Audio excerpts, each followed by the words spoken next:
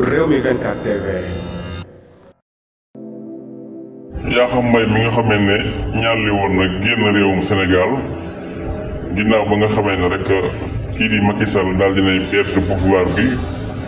mu mel ne ñu bari ña nga doon laaj Yakham fan la ne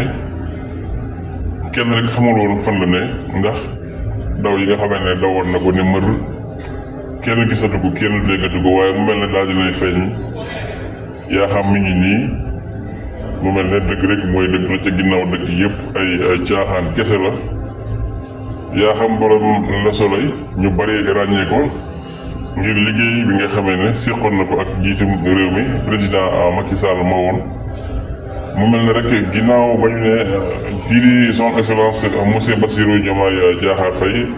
daal dina nag rapporté yi la élection au premier tour mu mel ne bari na ci ñoom ñu doon sàqi di rawale seen alal waaye bari na ci ñoom ñu doon sàqi di génn réewum Sénégal mu mel ne kon Yakham mi bokkoon na ci ñi nga xamee ne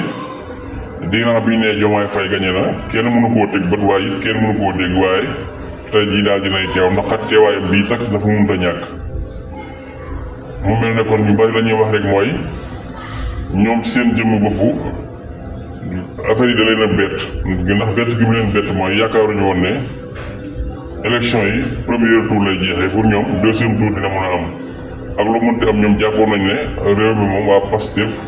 du tegu ci seen loxo loolee nag ba mu amee bari na ci ñoom ñoo xam ne njàqare ak mbettel dëgg ak xol bu naqari ak déception moom lañ ca daal di jële waaye mu mel ne Yakham Mbaye mii daal moom bokk na ci ñi nga xamee ne daal di woon na réer jamono yi yëpp ci réewum Sénégal kenn gisu ko waaye mu mel ne kon fi mu toll nii moom mi di Yakham daal di nañ koy rek teg ay gët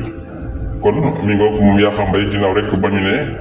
daw na génn réew mi bàyyi fi nag yu bëree bëri waaye ku ne xam na ne li ma fi bàyyi moom yoon la mu ñëwaat leeral ko door a mun a génn kon moom Yakham mi ngi nii tey ji daal di wane ab teewaayam ñu daal di nag jàngat ci lu bëree bëri